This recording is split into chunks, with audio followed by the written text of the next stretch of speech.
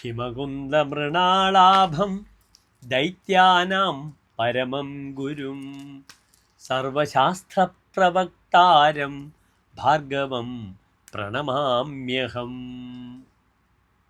എല്ലാ ശാസ്ത്രങ്ങളിലും പ്രവീണനായ സമർത്ഥനായ ശുക്രനെ, ഭാർഗവനെ, ഭൃഗുപുത്രനെ ഞാൻ നമസ്കരിക്കുന്നു. നവഗ്രഹ സ്തോത്രത്തിൽ ശുക്രൻ്റെ പ്രാർത്ഥനാ ഗീതമാകുന്നു. ശുക്രൻ അസുരാചാര്യനാണ്. ശുക്രൻ സകല കലകളുടെയും ആചാര്യനാണ്. ശുക്രനെ കൊണ്ടാണ് നാം തൗരത്രികം, സംഗീതം, നൃത്തോപകരണങ്ങൾ, നൃത്തം ഇതൊക്കെ ചിന്തിക്കുക. ശുക്രനൊരു ജാതകത്തിൽ നല്ല സ്ഥാനത്ത് നിൽക്കുകയാണെങ്കിൽ അഭിനേതാവാകാം, നല്ല ഗായകനാകാം, നല്ല പ്രണയിയാകാം. ഭൗതിക സുഖങ്ങളൊക്കെ തന്നെ ശുക്രൻ്റെ ധർമ്മമാകുന്നു. പ്രിയമുള്ള പ്രേക്ഷകരെ, നാം ഇവിടെ ചർച്ച ചെയ്യുന്നു ചാരവശാൽ ശുക്രൻ തൻ്റെ സ്വന്തം ക്ഷേത്രമായ ഇടവത്തിൽ നിന്നും മിഥുനത്തിലേക്ക് പ്രവേശിക്കുകയാണ്.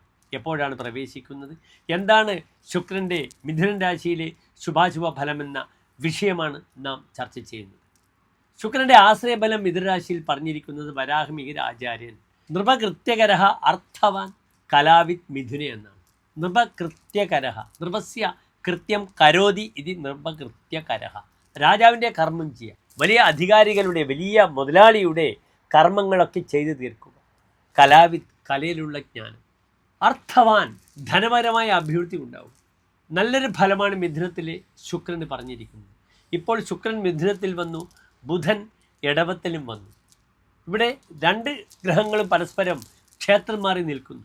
ഒരു പരിവർത്തന രാജയോഗമുള്ള സമയമാണ്. ശുക്രൻ കേവലം നിൽക്കുന്നത് 25 ദിവസം മാത്രമാണ് മിഥുനൻ രാശി. 2026 മെയ് 14 ശുക്രൻ മിഥുനത്തിലേക്ക് പ്രവേശിക്കുന്നത്. അവിടെ നിന്ന് 25 ദിനങ്ങൾ, ജൂൺ മാസം 10 വരെ ശുക്രൻ സർവശക്തനായി മിഥുനൻ രാശിയിലുണ്ട്. ഞാൻ പറഞ്ഞു ശുക്രനാണ് ഭൗതിക സുഖം. ഇതേ ശുക്രൻ തന്നെ വാങ്ങലും കൊടുക്കലും വ്യാപാരവും കച്ചവടവും ഒക്കെ നാം ചിന്തിക്കും. എല്ലാ പ്രിയപ്പെട്ട പ്രേക്ഷകർക്കും ഈ ശുക്രൻ്റെ ചാരവശാലുള്ള ഫലത്തെ പറ്റിയുള്ള നമ്മുടെ ഈ വീഡിയോ ഉപകാരപ്പെടട്ടെ എന്ന് പ്രാർത്ഥിക്കുന്നു.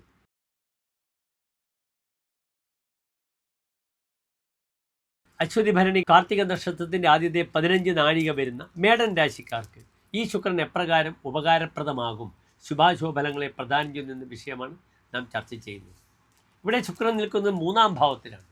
3-ൽ ശുക്രൻ വന്നാലും വ്യാഴം വന്നാലും ജ്യോതിഷത്തിൽ പറഞ്ഞിരിക്കുന്ന ഫലം അത്ര നല്ലതല്ല. വരാഹമിഹിര ആചാര്യൻ കൃപണഹ എന്നാണ് പറഞ്ഞിരിക്കുന്നത്.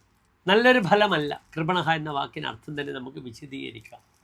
ഇവിടെ മേടൻ രാശിക്കാർക്ക് 2 ഭാവങ്ങളുടെ അധിപനാണ് ശുക്രൻ. ഒന്ന് അവരുടെ 7-ാം ഭാവം, അവരുടെ യാത്ര, വിവാഹ വിഷയങ്ങൾ, യാത്ര, പോക്കുവരവ് ഇതൊക്കെ ചിന്തിക്കുന്നു. മറ്റൊന്ന് അവരുടെ ധനം, അവരുടെ കുടുംബം ഇതൊക്കെയാണ് ചിന്തിക്കുന്നത്. ഇവിടെ ശുക്രൻ നിൽക്കുന്നത് 3-ാം ഭാവത്തിലാണ്. ദുർബലമാണ് യഥാർത്ഥത്തിൽ ശുക്രൻ. പക്ഷെ അവിടെ ഒരു വസുമദ്യോഗം കൊടുക്കുന്നുണ്ട്. ശുക്രനും വ്യാഴവും കൂടി ഒന്നിച്ച് നിൽക്കുമ്പോൾ അതൊരു വസുമദ്യോഗമാണ്, ധനയോഗമാണ്. ധനപരമായ വിഷയത്തിലുണ്ടാവുന്ന ചില നല്ല മാറ്റങ്ങളൊക്കെ ഈ ശുക്രൻ പ്രദാനം ചെയ്തേക്കാം. ചമത്കാര ചിന്താമണിയിൽ ഇപ്രകാരം പറഞ്ഞിരിക്കുന്നു: രതി സ്ത്രീജനെ തസ്യനോ ബന്ധുനാശോ ഗുരുർ യസ്യ ദുസ്സിൽക്കകോ ദാനവാനാം. ദാനവന്മാരുടെ ഗുരു, അസുരഗുരു 3-ാം ഭാവത്തിൽ വരികയാണെങ്കിൽ ഇവിടെ വളരെ ബലവാനാണ് ശുക്രൻ. ഒരു യോഗകാരകനാണ്. വ്യാഴത്തോടു കൂടി നിൽക്കുന്നു. അവിടെ ഭാഗ്യാധിപനാണ് വ്യാഴം, 7-ാം ഭാവാധിപനാണ് ശുക്രൻ. ഈ 2 ഗ്രഹങ്ങൾ ഒന്നിച്ചുള്ള യോഗം നല്ലൊരു യോഗമാണ്. എങ്കിലും ആചാര്യൻ ഇപ്രകാരം പറഞ്ഞിരിക്കുന്നു: രതി സ്ത്രീജനെ തസ്യ നാം. സ്ത്രീജനങ്ങളോട് അദ്ദേഹത്തിന് രതി ഉണ്ടാവില്ല, താല്പര്യമുണ്ടാകില്ല. ദാമ്പത്യത്തിലൊക്കെ ചില മാനസിക അസ്വസ്ഥതകൾ ഉണ്ടാകും, അല്ലെങ്കിൽ ചില റിലേഷൻസ് ബ്രേക്ക് ആകും. വളരെ നന്നായി. മേടൻ രാശിയാണ്, കാമമുള്ള ആളാണ്, കാമി. ആ കാമത്തിന് തൽക്കാലം വിലങ്ങുകൾ, വിഘ്നങ്ങളൊക്കെ വരുന്നൊരവസ്ഥ ഉണ്ടാകും. ബന്ധുനാശ, ബന്ധുക്കൾക്ക് നാശമുണ്ടാകും. ന പൂർണ്ണോഭവേൽ പുത്രസൗഖ്യോപി. മക്കളുടെ സുഖമുണ്ടാകും, എങ്കിലും പൂർണ്ണത ഉണ്ടാകില്ല. പലപ്പോഴും മക്കളുമായി ബന്ധപ്പെടുന്ന അസ്വസ്ഥതകൾ സംഭവിക്കുന്ന ദിവസങ്ങളാണ് 25 ദിവസങ്ങൾ നൽകുക. സേനാപതി കാതരോ ദാനസംക്രാമകാരെ. ദാനം ചെയ്യുമ്പോഴും യുദ്ധം ചെയ്യുമ്പോഴും കാതരഹ, ഭീതനായി പോകുന്നു. അതിനാൽ പലപ്പോഴും ഭയം, അകാരണമായ ഭയമുണ്ടാകും. അത് സാമ്പത്തിക വിഷയത്തിലാൽ ദാനം ചെയ്യണമെങ്കിൽ നമുക്ക് സാമ്പത്തികമായ ഉയർച്ച, അഭിവൃദ്ധി വേണം. അതിനാൽ തനിക്ക് പറ്റുന്ന രീതിയിലുള്ള ദാനങ്ങളോ പ്രോമിസസ് മാത്രം ചെയ്യുക എന്ന് ഈ ഘട്ടത്തിൽ ഞാൻ ഓർമ്മിപ്പിക്കുന്നു. സംഗ്രാമകാലേ യുദ്ധകാലത്ത് ഭയമുണ്ടാക്കും. അതിനാൽ അനാവശ്യമായി ഒരു വിഷയത്തിലൊക്കെ ഇടപെട്ട് അവിടെ തന്നെ ധൈര്യം പ്രകടിപ്പിക്കണമെന്ന സമയമല്ല. ഇവിടെ നിർബന്ധമായും ധർമ്മദേവ പ്രീതി ചെയ്യുക. അതിനുമപ്പുറം ശുക്രനെ ജ്യോതിഷപ്രകാരം സന്തോഷിപ്പിക്കുക. രോഗശമനായ അന്നം പ്രദേയം ബഹു എന്ന് ധാരാളം അന്നദാനം ചെയ്യുക.